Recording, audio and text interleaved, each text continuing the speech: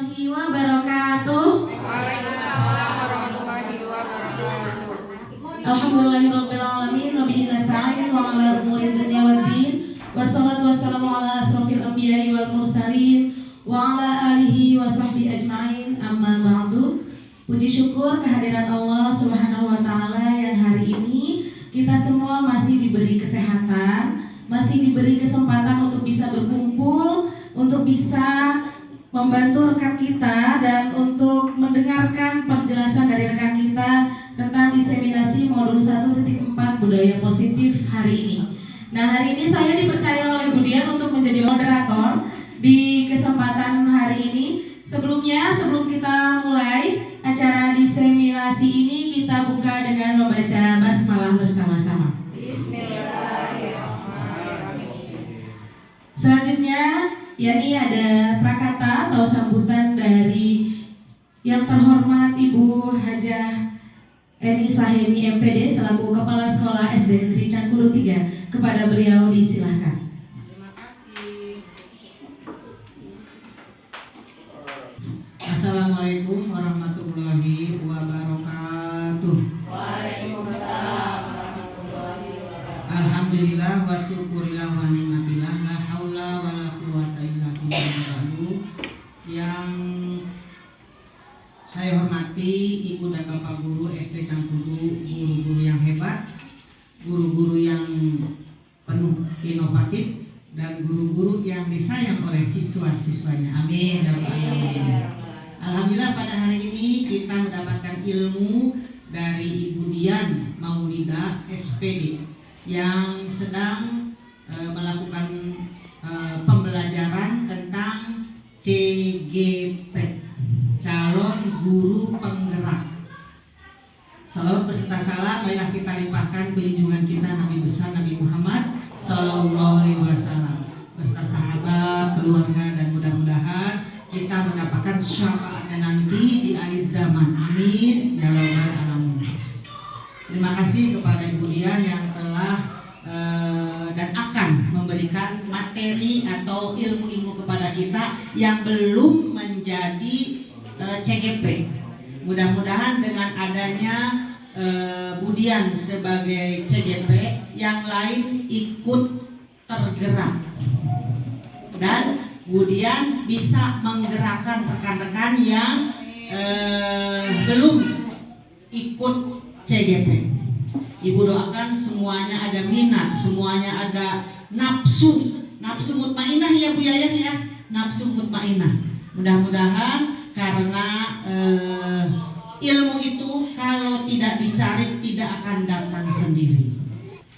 Ya, jadi gurunya disayang oleh siswa, jadi inovatif di sekolahnya, di keluarganya jadi kebanggaan. Karena yang daftar jadi CGP itu lebih mungkin dari 50 ya, ribuan. Tapi yang diterima hanya beberapa saja. Ya, itu merupakan kebanggaan bagi keluarga. Dan ibu juga bangga punya rekan kerja yang ada di SD ini ikut CGP. Ibu mengharapkan semuanya harus ikut. Yang masih muda-muda, apalagi yang baru diangkat kemarin. Ya, ayo ulasieun ka ombak. Taklukkan ombak. Terjang ombak itu, ya. Terjang ombak itu memang pasti ada kendala. Asal tadi ibu bilang bisa mengaturnya. Nah, jadi mohon kepada semuanya, ilmu itu kalau kita mencari ilmu, kalau kita mendapatkan ilmu, sama kita ini kecil, masih kurang. Ilmu yang kita punya itu masih kurang, ya. Jadi mohon maaf kepada ibu semua yang punya kesempatan, ayo raih setinggi-tingginya ilmu yang ada di sekitar kita. Kenapa? Karena ilmu itu setiap tahun berkembang dan berubah. Tidak hanya itu saja. Tidak ada lagu lama. Tadi Ibu Dian harus ada videonya, katanya guru CBSA mau buku. Guru K13 membawa laptop. Guru IKN membawa speaker. Itu berarti berubah. Tidak lagu lama. Cul buku siswa antep. Buku budak ditah maca, ditah nulis, guruna ngopi. Ya, cul buku budak ditah maca, guruna nempokeun. Itu udah lagu lama. Sekarang buang semua yang seperti itu. Kita raih masa depan, karena masa depan bangsa ada di guru. Masa depan bangsa ada di guru. Kalau gurunya cekatan, gurunya inovatif, maka bangsa kita juga akan maju. Nah, sekarang bangunkan siswa kita yang sudah tertidur 2 tahun dengan adanya COVID. Bangunkan. Jangan sampai di kelas vakum. Ibu bangga kepada ibu-ibu semua, karena ibu kemarin sudah supervisi di kelas. Kelas 1 teu aya naon speaker, beli speaker guruna. Karena bertepuk tangan dong kepada guru yang inovatif. Kenapa? Karena ibu pernah merasakan kalau keluar dari kelas eta paranas tiris. Guruna dari pagi sampai jam 10 ngomong bener ngajar kelas 1 sampai imah panas tiris, karena istirahat setengah jam asup deui. Saya ngajarnya 2 kelas, 50 jadi 100.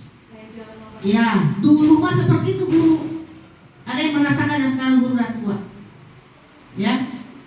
Kalau guru sekarang sedikit, tapi harus ini, harus itu, semua dilakukan. Kalau guru waktu dulu calistung. Ya, maca, nulis, hitung. Ya. Itu dulu, tapi sekarang beda lagi. Udah calistung, ya udah inovatif, harus pinter IT, semuanya diraih ku guru. Jadi guru mah semuanya profesor.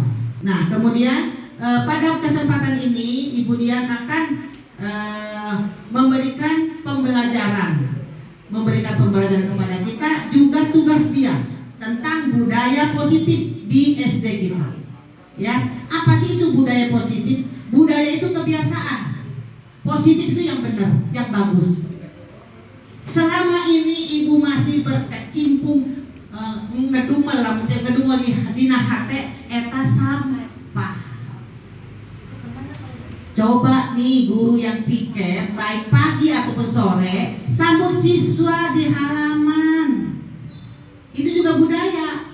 Dan salam, assalamualaikum, salim. Salimnya kita tunjukkan salim yang benar, bukan ke jidat, bukan ke pipi, tapi ke hidung. Ya, kemudian budaya positif yang lain sekarang ada sholat duha setiap hari Jumat. Itu juga budaya positif. Kemudian juga sholat asar bagi yang sore. Ya, dan sekarang ditambah yang pagi sholat duhur sebelum pulang.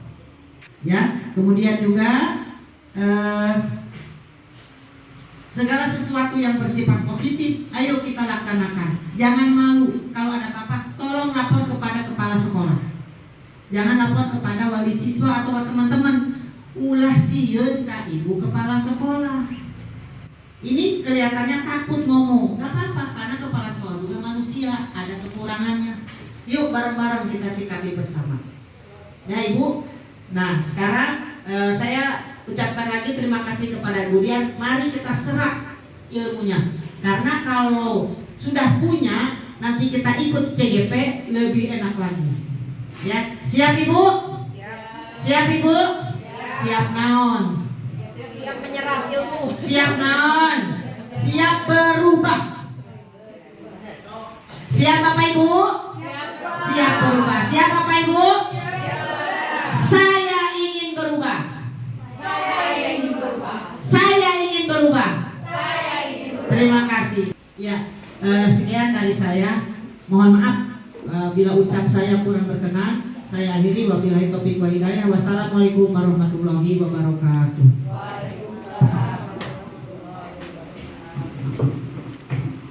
Ya, terima kasih kepada Ibu Kepala Sekolah yang sudah memberikan sambutan untuk membuka kegiatan kita hari ini. Selanjutnya, sebelum kita mendengarkan Bu Dian memaparkan diseminasinya, kita break dulu sebentar. Ayo ibu-ibu berdiri dulu, ibu bapak kita berdiri dulu biar gak ngelamun ya. Biar gak ngelamun, biar kita semangat tuh. Kita ice breaking dulu ya. Yang ini kita biar semangat. Kita ikuti bersama-sama.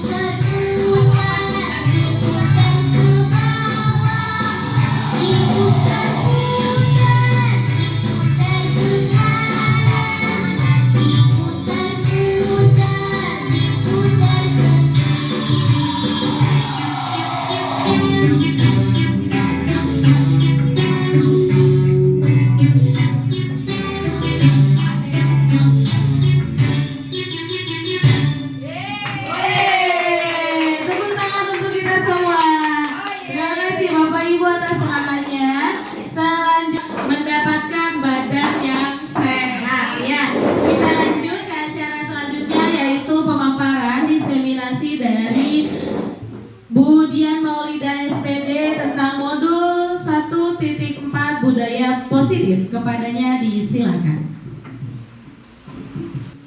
Ya, assalamualaikum warahmatullahi wabarakatuh. Ya, masih jam 10 berarti. Selamat pagi. Pagi. Ya, apa kabarnya Bapak Ibu hari ini? Baik, alhamdulillah, luar biasa. Allahu Akbar. Yes. Wih, semangat sekali semuanya. Bapak Ibu, seperti yang sudah disampaikan oleh Bu Mufti sebagai moderator, Ibu Haji Eni sebagai kepala sekolah, hari ini saya mendapatkan tugas untuk mendiseminasikan modul 1.4, yaitu mengenai budaya positif yang sudah saya pelajari. Pada hari ini saya tidak berniat untuk menggurui, untuk mengajarkan Bapak Ibu, tetapi hanya kita berdiskusi bagaimana sih agar sekolah kita ini terbentuk budaya positifnya. Anak-anak itu bisa berperilaku yang baik, yang positif. Tentunya hal itu yang Bapak Ibu ingin harapkan kan dari peserta didik kita? Betul? Betul. Oke, kita mulai ya Bapak Ibu. Sebelum memulai, saya ingin mendengar terlebih dahulu, apakah Bapak Ibu sebelumnya sudah pernah mendengar atau melaksanakan tentang budaya positif? Sudah melaksanakan. Alhamdulillah, di sekolah kita itu sudah ada beberapa kegiatan yang menunjukkan perilaku budaya positif. Betul ya? Betul. Nah, apa sih budaya positif itu? Budaya positif itu nilai dan kebiasaan di sekolah yang berpihak pada peserta didik agar mereka dapat berkembang menjadi pribadi yang kritis, penuh tanggung jawab, serta hormat. Jadi, tujuan kita untuk mempelajari budaya positif ini untuk siapa? Untuk peserta didik kita. Kita inginkan mereka berperilaku yang baik, ingin tidak ada keributan di sekolah kita. Ingin kan? Pusing ya kalau misalkan dengar kita lagi istirahat, Bu, sini berantem. Pusing nggak? Pusing, kita lagi istirahat. Nah, kita harapkan setelah mempelajari ini, nanti kita akan tahu bagaimana menangani anak-anak yang kurang disiplin. Itu berawal dari kita dulu nih, dari gurunya. Nanti kita tularkan ke anak, sehingga nantinya jadi sebuah kebiasaan atau sebuah budaya di sekolah kita yang positif. Seperti itu gambaran mengenai budaya positif. Nah, bagaimana? Pertanyaannya muncul.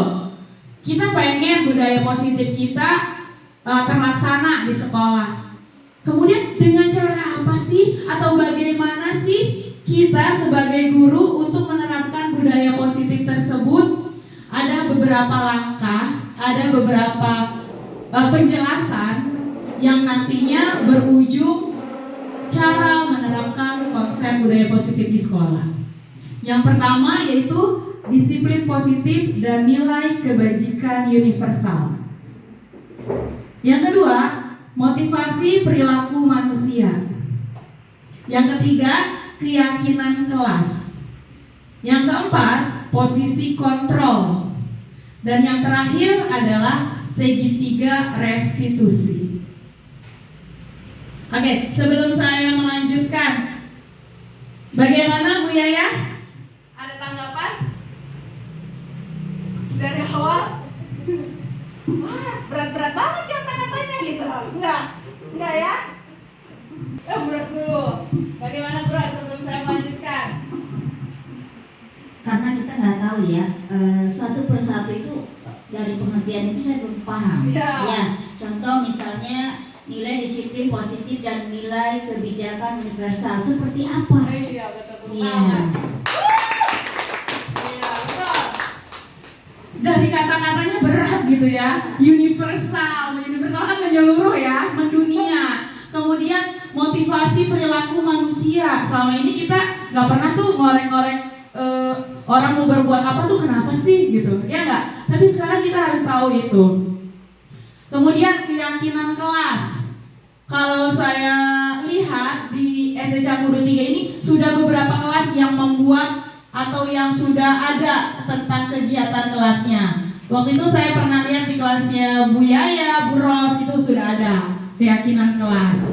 Kemudian posisi kontrol. Nah ini kalau kita menemukan peserta didik kita yang kurang berbuat yang baik, itu kita apa sih yang dirasakan? Apakah marah atau membiarkan?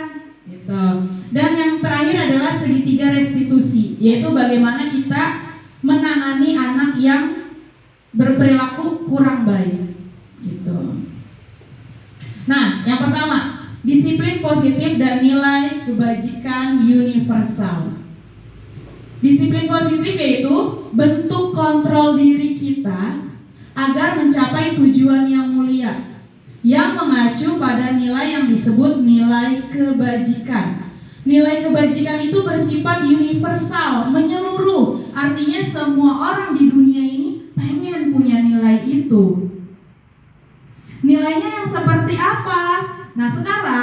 kita itu menggaungkan adanya profil pelajar Pancasila. Nilainya ada berapa Bapak Ibu? Ada? Ada? Iya, tepuk tangan dong buat Bu Yaya.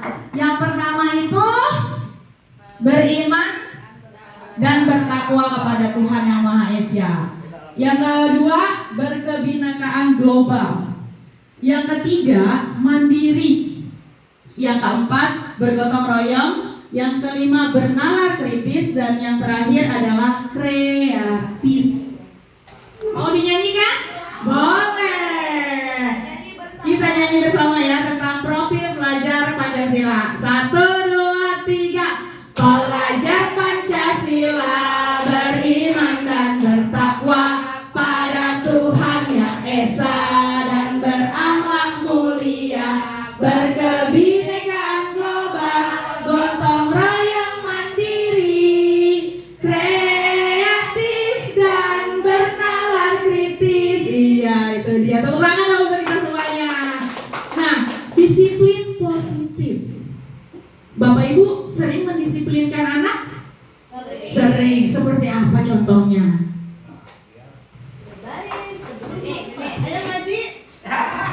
Berbaris di depan kelas sebelum masuk kelas. Woi, tepuk tangan. Positif.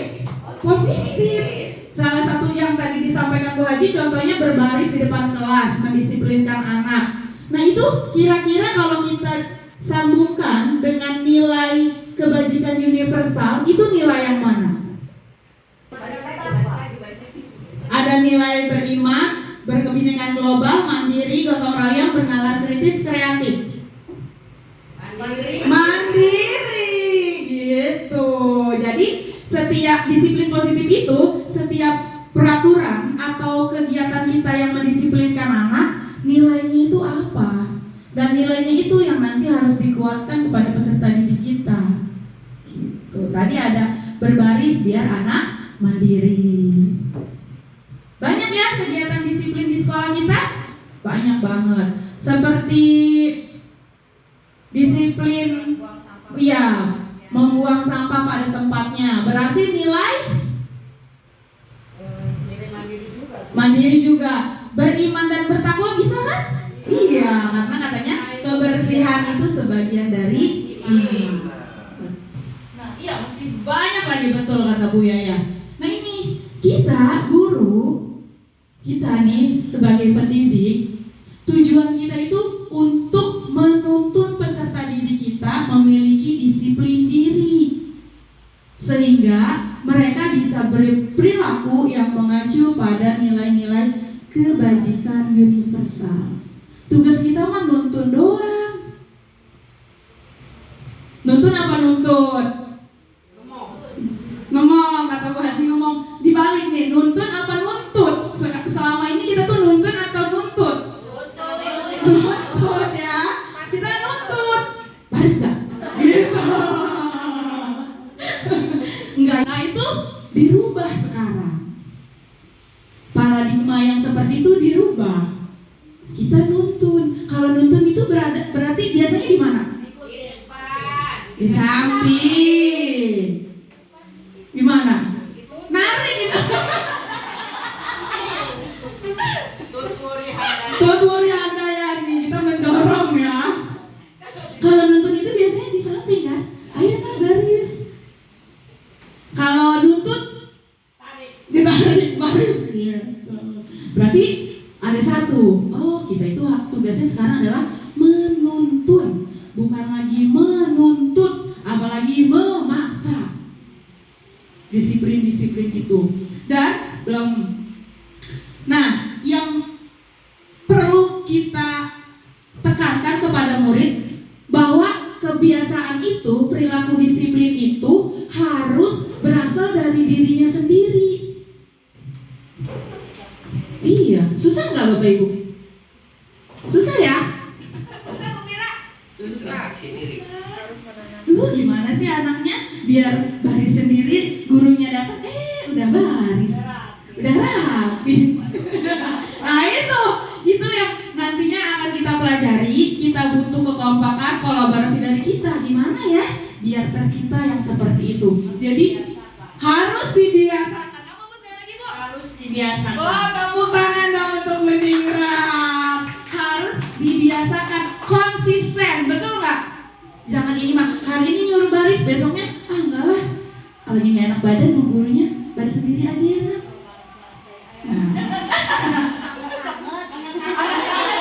Anget-angetan gitu. Berarti kebiasaan dan konsisten.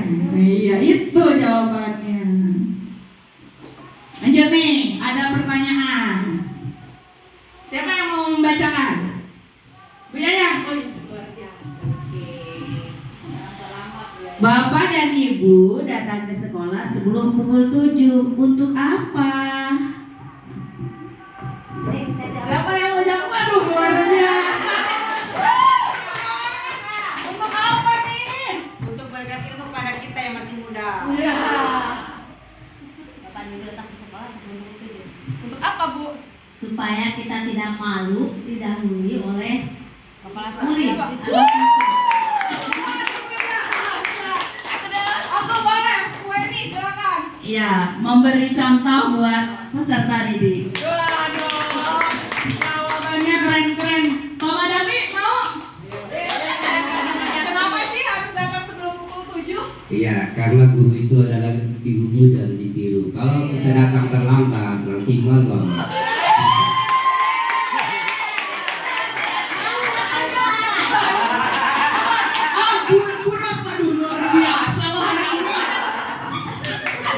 Supaya anak murid kita lebih semangat lagi datang ke sekolahnya. Yang tadinya malas ke sekolah lah, malu nah kalau nggak sekolah, guru kita datang selalu tepat waktu dan semangat. Pertanyaannya, sudahkah Bapak Ibu datangnya pukul 7? Sudah atau belum? Sudah.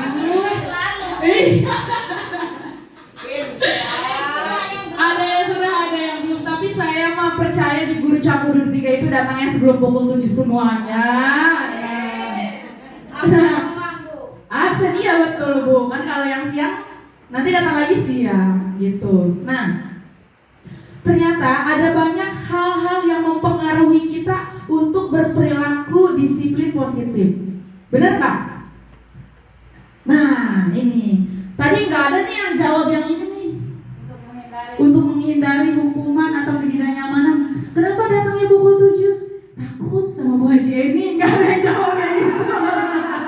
Nggak ada yang jawab kayak gitu ya? Nggak ada. Berarti semuanya tuh ada di sini Bapak Ibu semuanya. Tepuk tangan dong.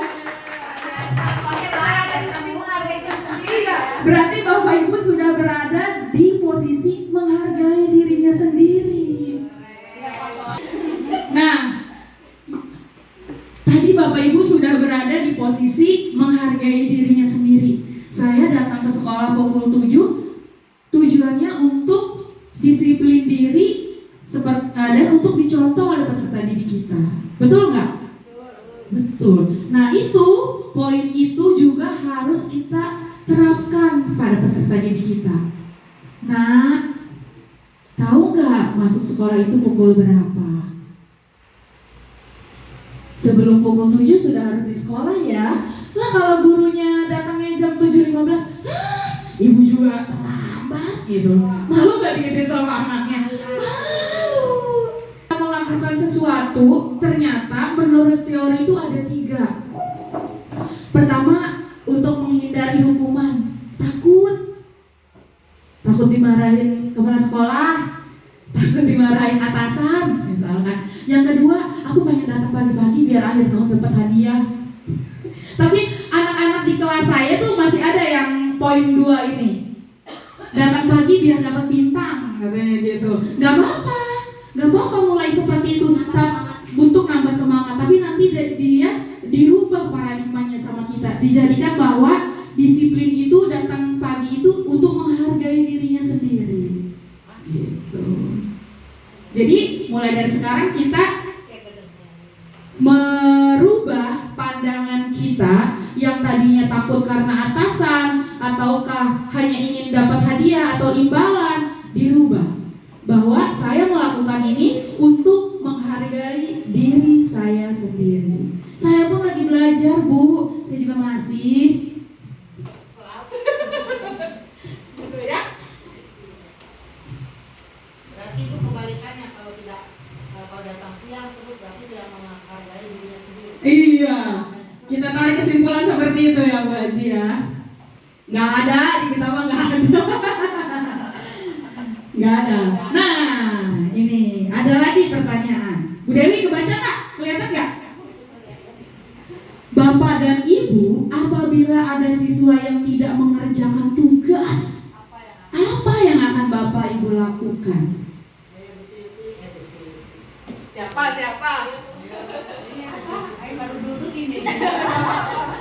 Apa yang akan ibu lakukan kalau di kelas ibu ada anak yang nggak mengerjakan tugas? Itu rata-rata karena lupa jawabannya. Terus apa yang ibu lakukan? Marah, membiarkan, atau gimana? Ya tentunya pasti agak marah ya, Manusiawi ya. manusiawi ya. Terus ya sudah ya, nanti besok kamu jangan sampai sekarang enggak ibu beri nilai karena kamu belum mengerjakan. Jadi besok kalian harus dikerjakan supaya mendapatkan nilai. Terus kalau lupa begini, ibu bagaimana akan menilai kalian? Nah itu tadi, tapi tidak semuanya. Ya kira-kira satu kelas itu ada 5 orang lah sekitar segitu ya, tidak mengerjakan PR. Ya. Terima kasih. Bu Nini luar biasa. Di kelasnya Bu Nini ada. Saya pas banget ngasihnya ke kelas Bu Nini. Kalau Bu Ningrat, kalau ada siswa ibu yang tidak mengerjakan tugas, apa yang ibu lakukan? Terima kasih Ibu Diana. Ya, Yang saya lakukan kepada anak saya tegur dengan baik, jangan supaya mengerjakan tugas PR-nya berulang-ulang tidak dikerjakan. Nah, sebagai guru harus memberikan arahan kepada siswa supaya jangan sering-sering yang saya berikan PR kepada siswa jangan terulang atau seperti lupa lah, males lah. Bagaimana kemudian caranya minta masukan dari Budian? Boleh. Ada lagi Bapak Ibu yang mau berpendapat? Kita jawab dulu pertanyaan yang tadi di layar. Apabila ada anak atau siswanya Bapak Ibu yang tidak mengerjakan tugas, apa yang Ibu lakukan? Cekirat. Nah ini ada beberapa alternatif pilihan yang pastinya pernah Bapak Ibu lakukan. Memberi hukuman pernah? Pernah? Pernah. Memberi konsekuensi pernah? Dan yang terakhir, melakukan restitusi. Hukuman, konsekuensi, restitusi, apa sih itu Budian katanya? Iya, nanti kita yang mana kira-kira yang kita alternatif terbaik kita yang kita lakukan untuk anak? Apakah kalau dengan cara menghukum anak itu timbul rasa disiplinnya? Belum tentu. Apakah dengan konsekuensi juga bisa timbul rasa disiplinnya? Sedikit kata Bu Haji. Apakah, nah ini yang mungkin baru Bapak Ibu dengar ya, restitusi ya. Apakah dengan restitusi ini bisa muncul rasa disiplinnya? Nah itu, kita lihat apa sih bedanya hukuman, konsekuensi, dan juga restitusi. Nah ini perbedaannya. Hukuman, konsekuensi, restitusi. Nanti kira-kira kita pernah yang mana? Seringnya yang mana? Sebelum saya lanjut, kira-kira tapi kita seringnya yang mana nih? Yang hukum.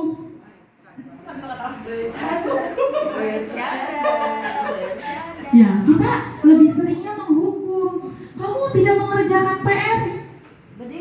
Berdiri di depan. Atau siram tanaman. Iya. Nah, siram tanaman itu konsekuensi atau hukuman ya? Hukuman itu.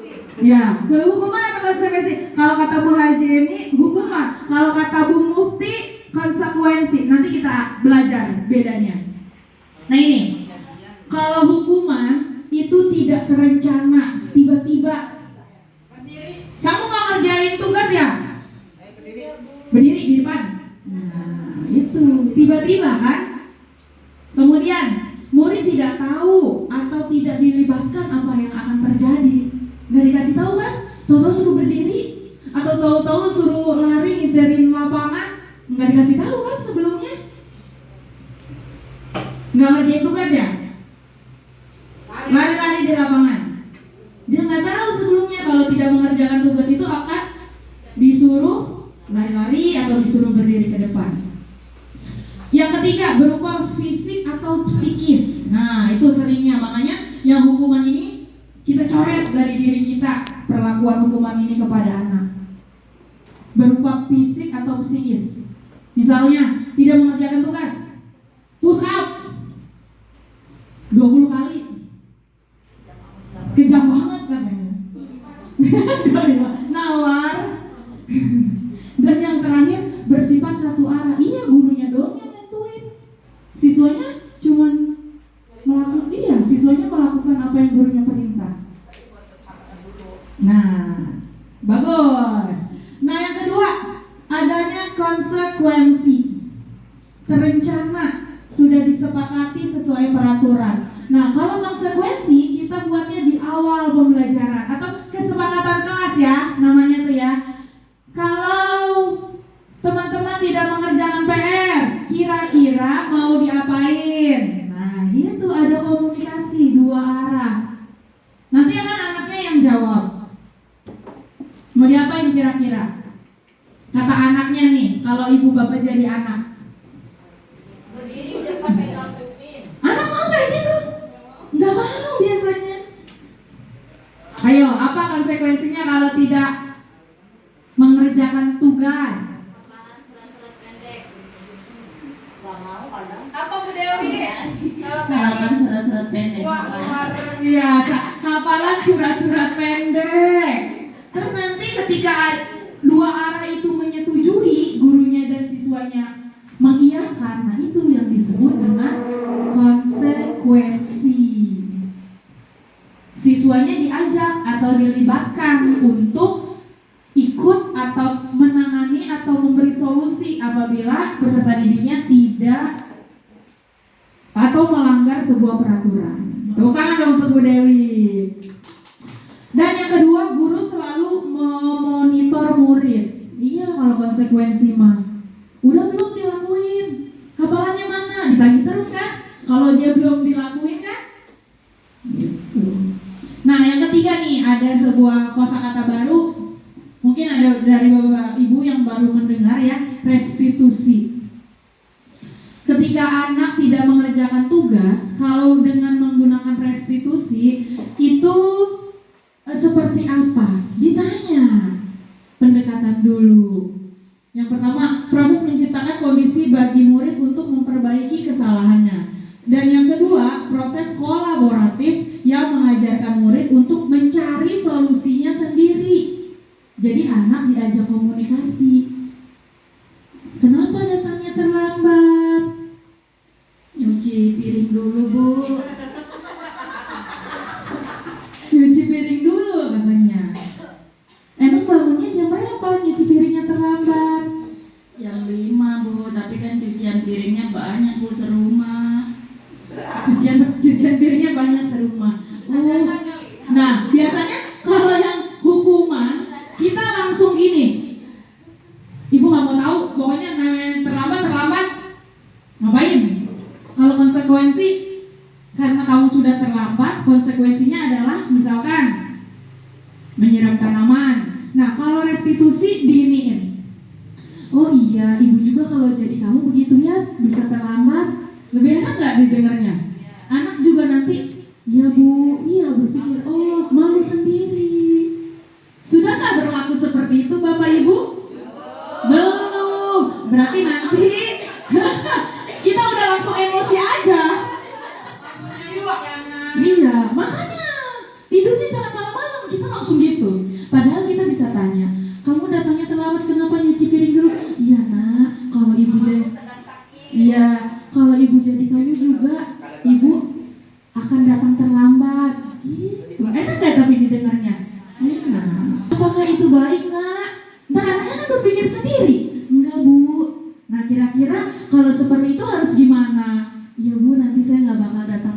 terlambat atau nggak bakal nggak bakal tidur malam. Berarti itu merubah pandangan kita, paradigma kita. Jadi nanti keluar dari sini ketika menemui kasus yang seperti itu, jangan lagi.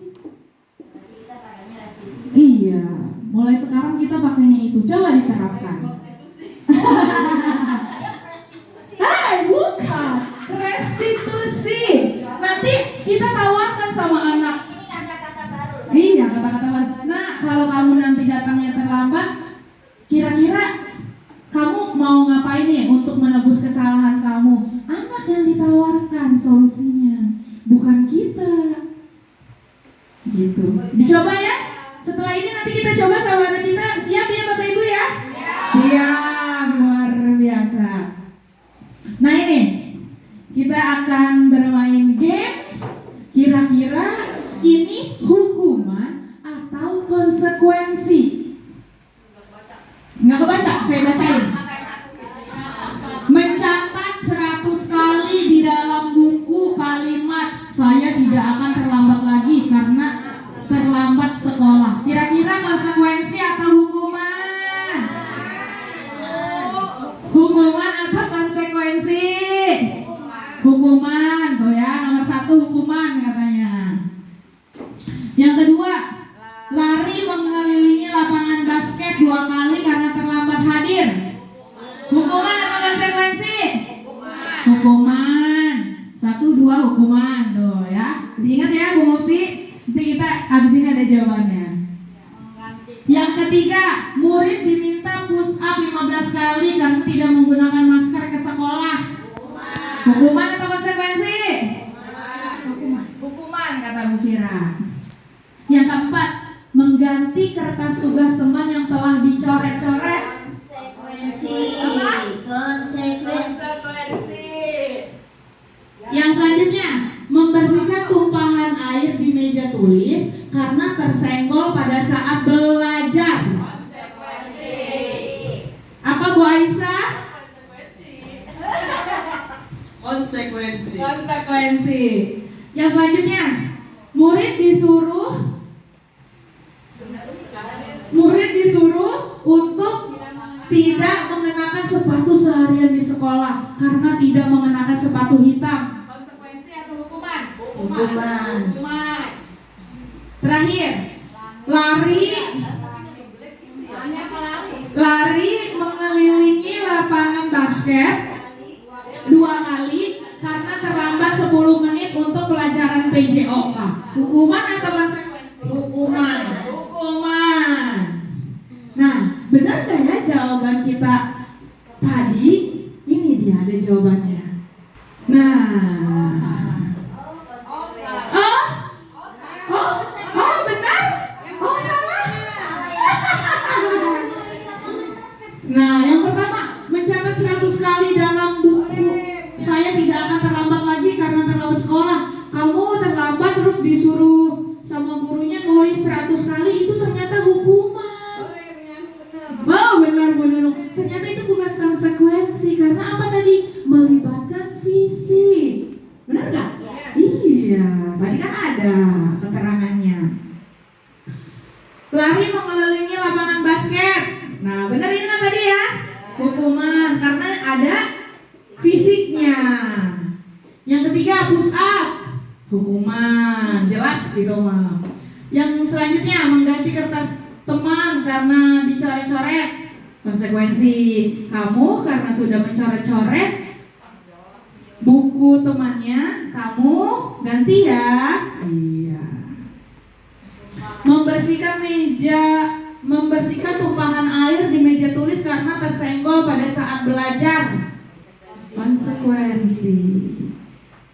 Murid disuruh untuk tidak mengenakan sepatu seharian. Kamu nggak pakai sepatu hitam. Hukum karena dia fisik. Yang terakhir lari mengelilingi lapangan basket, udah jelas itu mah hukuman. Nah itu ya. Tadi berarti kita ambil yang hukuman, konsekuensi atau restitusi? Enaknya? Konsekuensi. Restitusi karena belum ya. Belum, nanti setelahnya ada video saya telah melakukan restitusi. Seperti apa sih gitu. Nah, ini. Restitusi nantinya. Susah makanya restitusi. Sekarang Di kelas Bapak Ibu ada peraturan seperti apa contohnya? Mari kita merubah paradigma itu. ada peraturan nggak di sekolah kita? Ada. Apa contohnya? Peraturan Di sekolah apa di kelas? boleh bebas. Oh, di kelas misalnya di kelas ya Boleh. boleh masuk tepat waktu sebelum 10 menit dimulai Pembelajaran. pembelajaran. Luar biasa. Ada lagi? Bu Haji. Luar biasa, Bu Haji. Kelas ya. Ya, di kelas boleh. Tidak boleh mencoret-coret tembok, meja, kursi. Ya. Tidak boleh mencoret-coret meja, kursi, tembok. Ada lagi? Bu Dewi. Tidak boleh berkata kasar. Tidak boleh berkata. Kata kasar. Kenapa sih harus dirubah katanya peraturan itu? Karena tadi yang Bapak Ibu sampaikan di depannya ada kata tidak, jangan. Tidak, jangan. Ya, itu nilainya negatif. Sedangkan kita ajarkan kepada peserta didik kita itu yang positif. Tinggal kita rubah kalimatnya. Kalau tadi jangan berkata kasar, kira-kira kalimat positifnya apa? Berkata yang baik-baik. Berkata yang baik-baik. Selalu berkata yang baik. Dirubah ya, nanti kita jangan, tidak, dilarang itu hilangkan. Supaya anak terbiasa dengan hal yang positif. Tadi kata Bu Haji, dilarang mencoret-coret tembok, meja, kursi. Kira-kira kalimat positifnya apa? Menjaga ruangan kelas. Itu. Karena kan kita pengennya yang positif-positif katanya sama anak. Betul nggak? Nah, kita rubah yang tadi itu, yang tadi peraturan itu jadi keyakinan. Kita rubah jadi keyakinan. Kenapa sih? Mengapa nggak peraturan aja? Kenapa harus diganti ke keyakinan sih Bu? Padahal itu udah ada gitu dari dulu ya. Kita kenalnya tuh peraturan aja ya nggak? Kenapa nih sekarang sama Bu Dian suruh dirubah jadi keyakinan? Ada alasannya. Nah, untuk mencari tahu alasannya, saya ingin Bapak Ibu menjawab 3 pertanyaan pemantik ini dulu. Mengapa kita memiliki peraturan harus menggunakan helm kalau naik motor atau naik kendaraan roda 2? Kenapa harus pakai helm? Biar lebih safety. Ya, Bu Haji. Iya, karena helm melindungi anggota tubuh kita dari benturan ataupun yang lainnya. Ya. Melindungi tubuh kita. Berarti kalau saya tarik kesimpulan untuk keselamatan. Betul ya? Setuju. Sekarang, mengapa kita memiliki peraturan 3M? Menggunakan masker, mencuci tangan, dan menjaga jarak 1 meter. Jaga kesehatan. Untuk menjaga kesehatan. Kesehatan. Ya. Kalau yang anak-anak biasanya jawabnya agar nggak kena COVID Bu gitu ya. Padahal nggak kena corona katanya. Padahal nilainya itu kesehatan. Yang selanjutnya, mengapa kita memiliki peraturan harus datang tepat waktu pada saat mengikuti pelatihan? Kenapa harus datang tepat waktu? Biar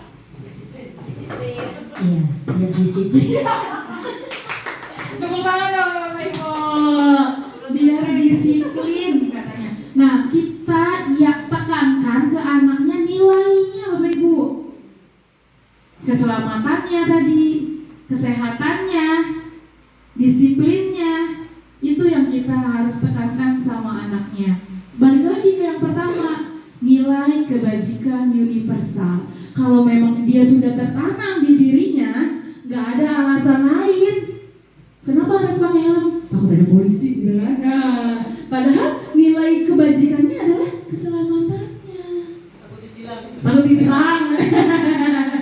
Nah ini, kenapa sih kenapa sebelumnya kita peraturan ya? Kenapa harus kita ganti ke keyakinan? Yakini di diri anaknya. Karena untuk mendukung motivasi intrinsik itu tadi.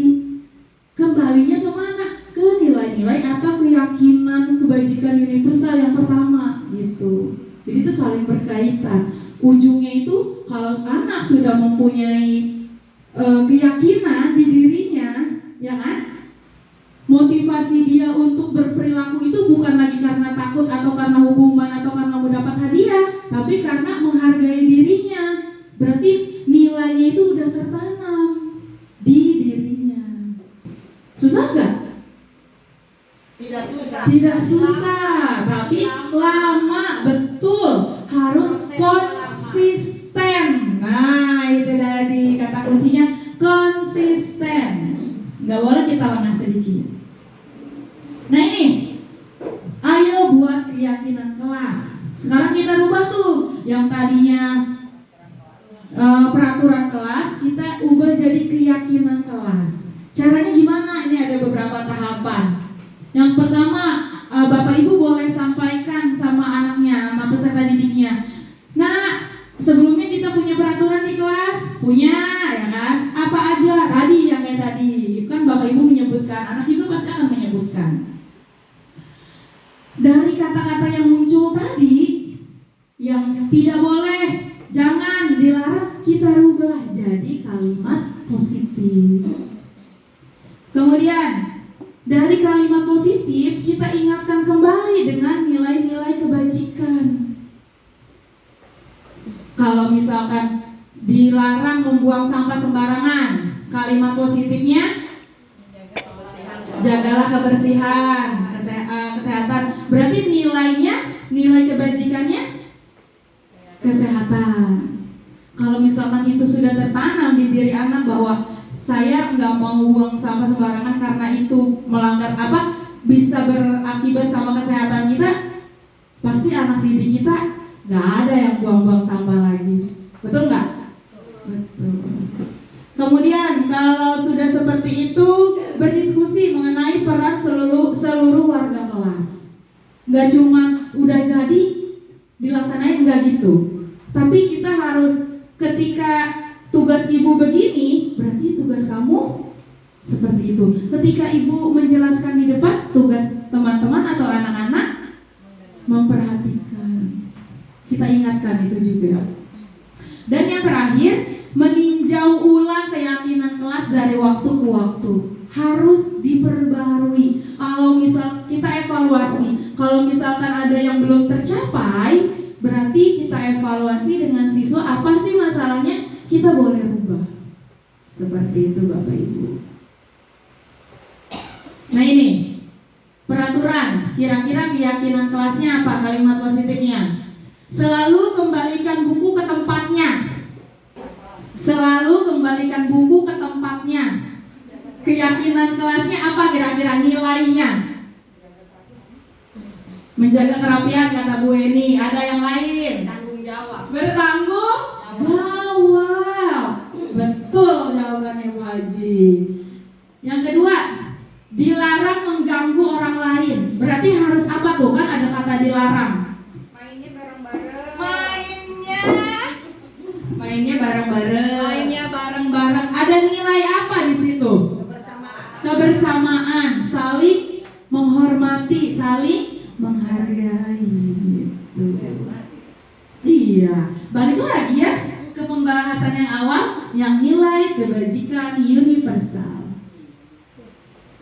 Jangan berlari di kelas atau koridor. Hati-hati jalannya. Jalan aja, nak, jangan lari. Misalkan ya, jalan aja ya. Berarti nilainya keselamatan, keamanan. Bisa. Wah, luar biasa. Tepuk tangan dong buat kita semuanya. Bapak Ibu sudah tahu, sudah bisa membuat.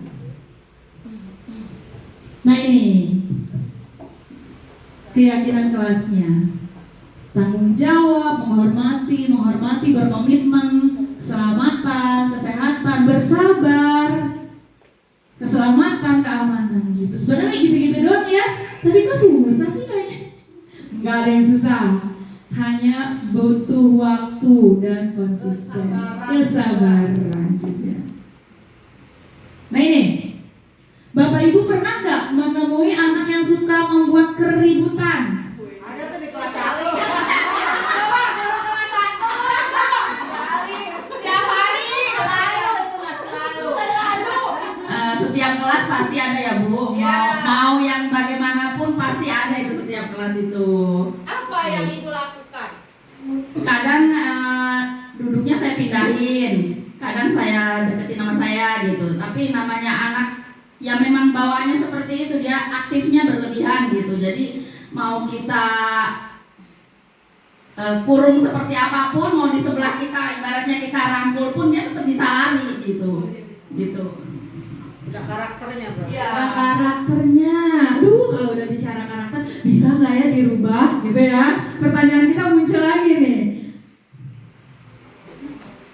Nah ini,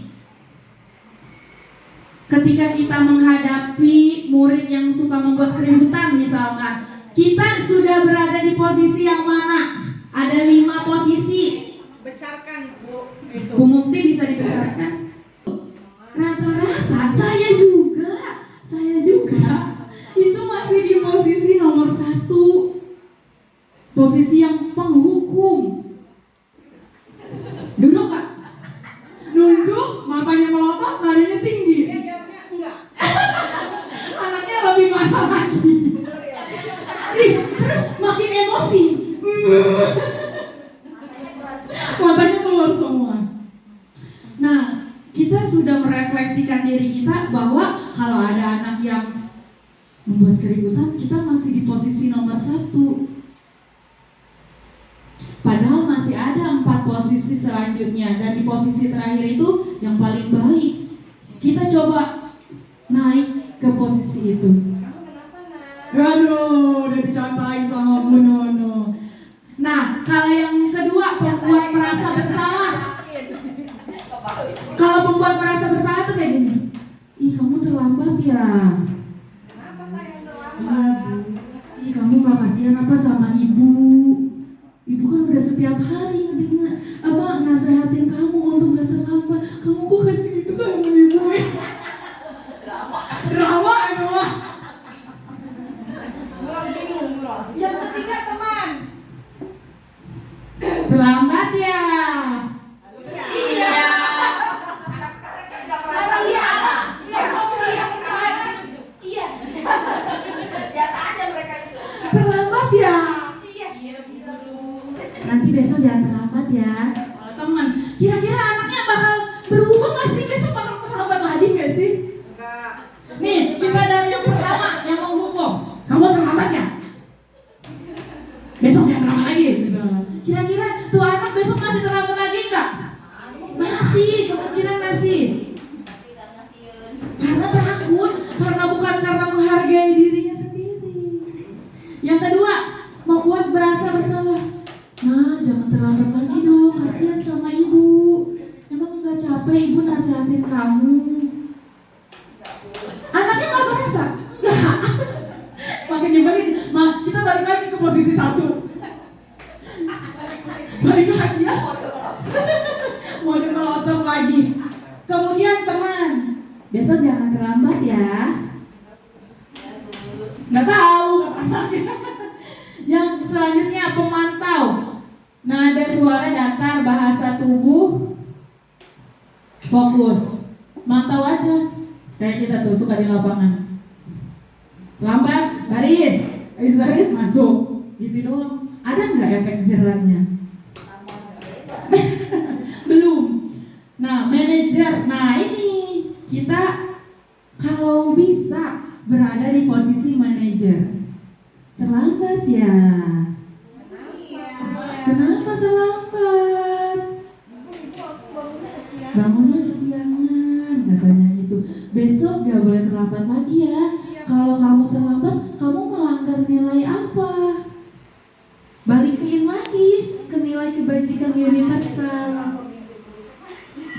Manajer itu memimpin perusahaan. Enggak selamanya, bro. Bu Haji direktur. Nah ini ada contoh-contoh ketika 5 posisi kontrol. Teman kita, pemantau, kita manajer, kira-kira anaknya bakal berubah atau enggak tuh pakai perlakuan yang 5 itu. Nah ini ada sebuah studi kasusnya Adi terlambat hadir di sekolah. Kalau misalkan dia penghukum, langsung kan? Kamu selalu saja terlambat. Kapan kamu bisa tidak terlambatnya? Awas kamu kalau besok tidak terlambat lagi. Menghukum, penghukum. Guru seperti ini senantiasa percaya hanya ada satu cara agar pembelajaran bisa berhasil, yaitu caranya dia aja pokoknya. Dia nggak mau melihat anak, karakteristiknya, lingkungannya. Pokoknya apa kalau bahasa Indonesianya, bahasa Sundanya tuh sekumaha cek maneh, KCA, kumaha cek aing. Nah, penghukum tadi kan terlambat lagi. Kapan kali bisa datang tepat waktunya? Katanya gitu ya. Apakah hasilnya anak akan berubah? Tidak. Kemungkinan muridnya itu malah marah, malah balik marah, dan dendam. Bisa jadi sesudah kembali duduk, murid tersebut akan mencoret-coret bukunya atau mejanya. Karena dia kesal, dendam. Sebenarnya itu pengen didengar dulu. Kenapa terlambat? Jadi jangan kita coba menjudge. Jangan pakai yang itu. Kemudian kalau yang pembuat merasa bersalah, kasusnya sama, terlambat. Ayo Bu Mufti, terus ke bawah. Pokoknya langsung ke bawah aja.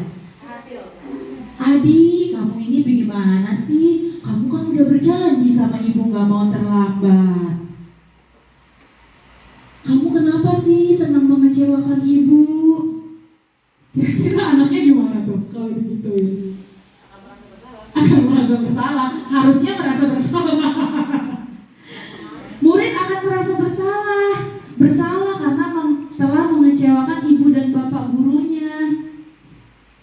Nanti muridnya akan merasa jadi gagal dan tidak sanggup membahagiakan orang lain.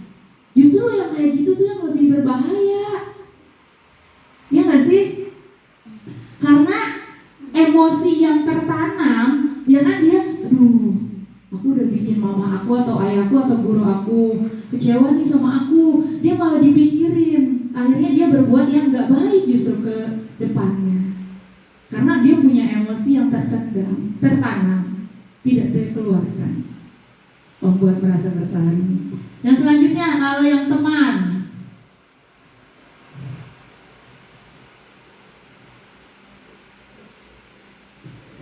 Adi, ayolah, kamu mah terlambat lagi aja. Besok jangan terlambat ya. Kita udah belum di posisi ini, teman. Kadang-kadang. Tergantung mood.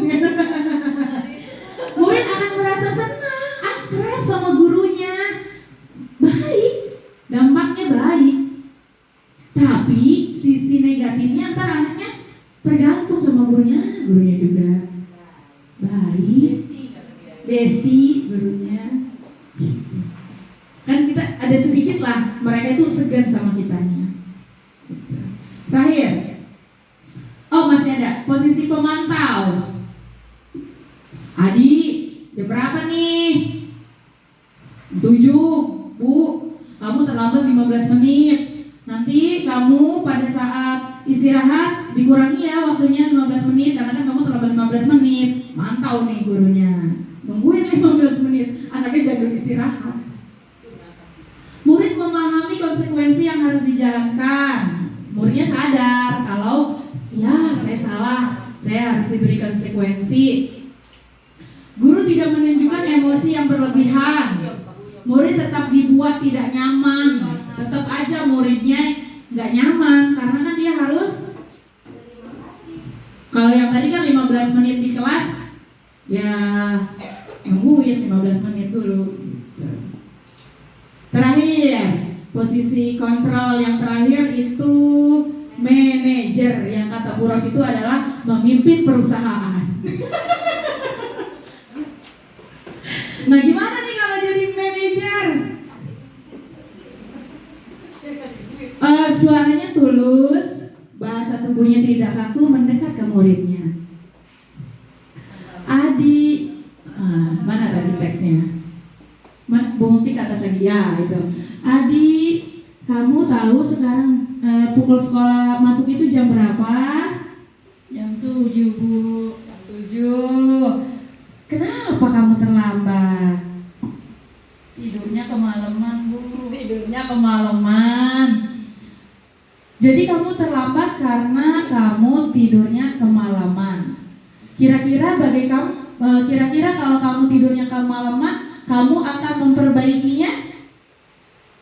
Iya, Bu. Iya, Bu, katanya. Kamu bisa ya nanti hadir tepat waktu ya? Insya Allah, Bu. Baik, saya hargai usahamu untuk berubah. Nah, ada kata-kata itu. Kita tidak memvalidasi, kita mengiyakan tindakannya salah, tapi anak dicoba untuk berpikir, ya nanti saya akan berubah. Ya, Bapak Ibu hargai usaha kamu. Anak senang kan kalau mendengar kayak gitu, dibanding harus kitanya marah-marah, melotot, ditunjuk-tunjuk. Gitu.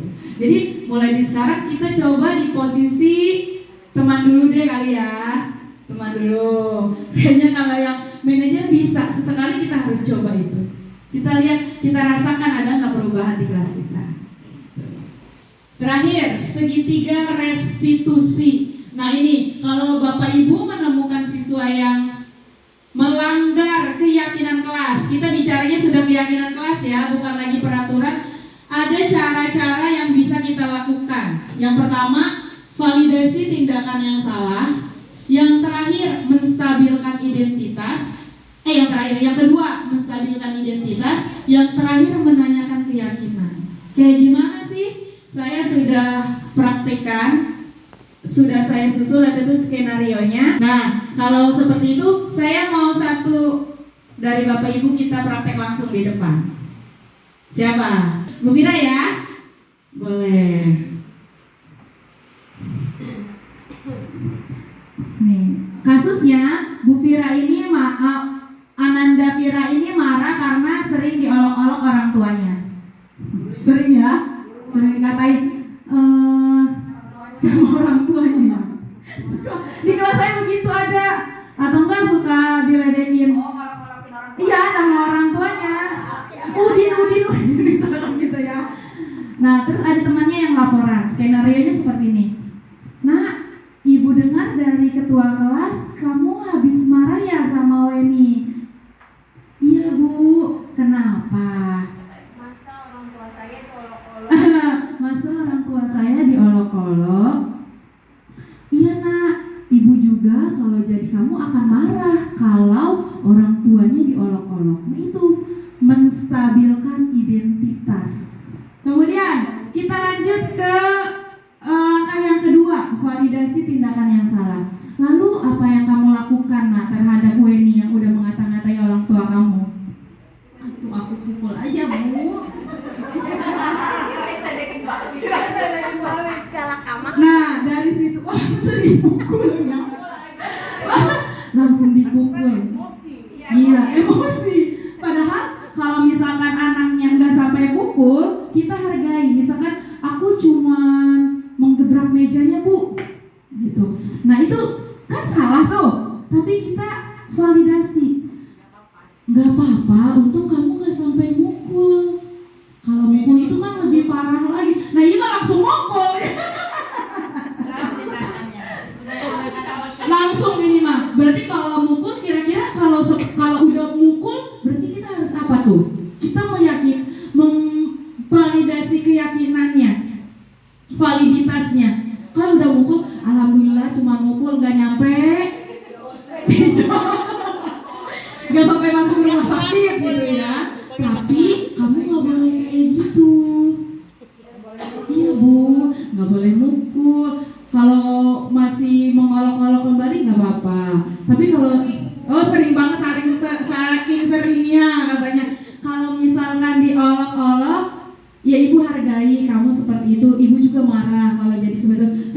nanti jangan berlaku seperti itu lagi. Iya Bu, kamu berjanji untuk tidak mengulanginya? Iya Bu, saya berjanji. Tapi asal lainnya juga tidak. Iya, kenapa Bu ini nggak dipakai? Iya ada. Kan ini yang marah. Ini yang marah. Nanti di sini ditanya nih, dia menanyakan keyakinan di segitiga yang selanjutnya. Nah, kamu bersedia tidak untuk memperbaiki kesalahan kamu? Bu, saya bersedia. Mau bagaimana dengan Weninya untuk memperbaiki kesalahannya? Berteman baik lagi Bu, tapi asal dia minta maaf dulu sama saya.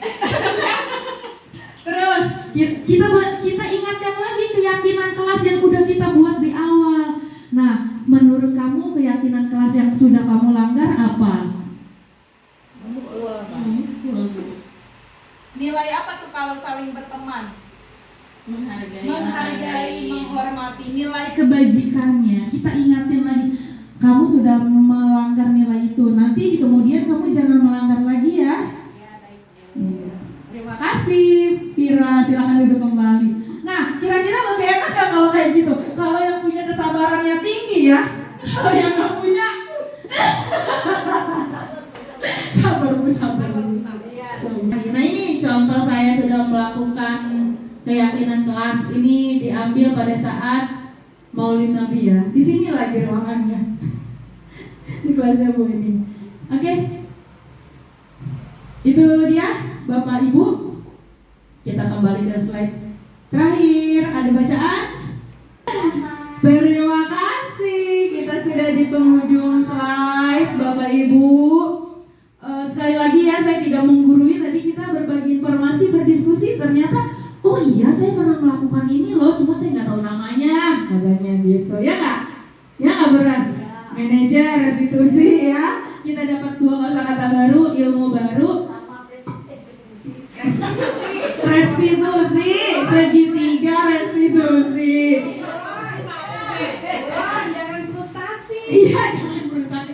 Nah, saya ajukan pertanyaan, kira-kira Bapak Ibu siap untuk membuat keyakinan kelas?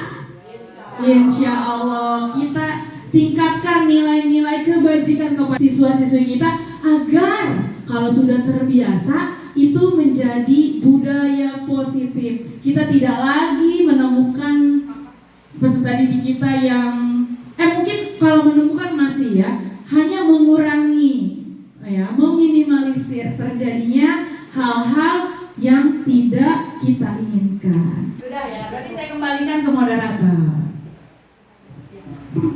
Ya, terima kasih pemaparan dari Bu Dian Maulida. Berikan tepuk tangan untuk Bu Dian yang sudah menyampaikan diseminasinya hari ini.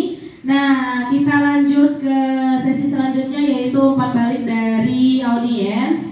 Silakan teman-teman yang ingin memberikan pendapat atau boleh mengajukan pertanyaan untuk sesi kali ini. Saya beri kesempatan untuk 1 orang penanya terlebih dahulu.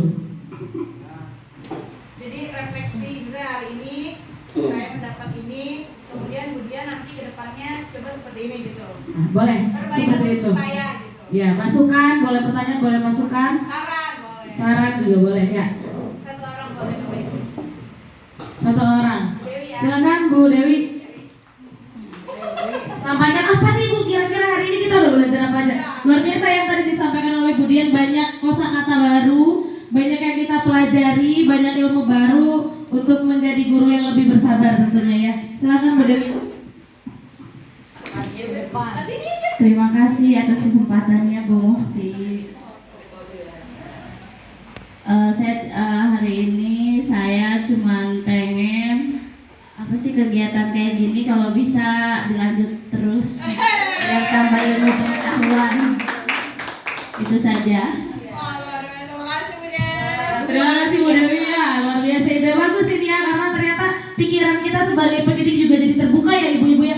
Oh ternyata yang kita lakukan selama ini tuh hanya menghukum, dan ternyata kalau menghukum tuh cuma dari satu arah. Kita jadi guru yang otoriter, kita jadi guru yang keras terhadap anak-anak tanpa memikirkan sebenarnya nanti dampaknya seperti apa anak itu, berubahkah atau tidak, atau itu hanya hawa nafsu dan amarah kita saja sebenarnya. Ibu mau menguatkan, silakan aja. Ya, selanjutnya ada penguatan terlebih dahulu dari Kepala Sekolah atas materi yang sudah disampaikan oleh Bu Dian. Penguatannya kepada Ibu disampaikan di depan terlebih dahulu, Bu. Ya, disilakan. Ya, Assalamualaikum warahmatullahi wabarakatuh. Untuk yang kedua kalinya, terima kasih. Di awal sudah dikatakan bahwa ilmu itu selalu berkembang. Selama ini kita menganggap posisi kita, tindakan kita, apa yang kita lakukan di kelas itu benar menurut kita. Ternyata kita itu masih jauh dari karakternya seorang guru. Guru bukan memberikan pelajaran saja, tapi membimbing siswa dari yang tidak bisa menjadi bisa, dari yang tidak benar menjadi benar. Tetapi yang namanya manusia pasti emosi pasti ada.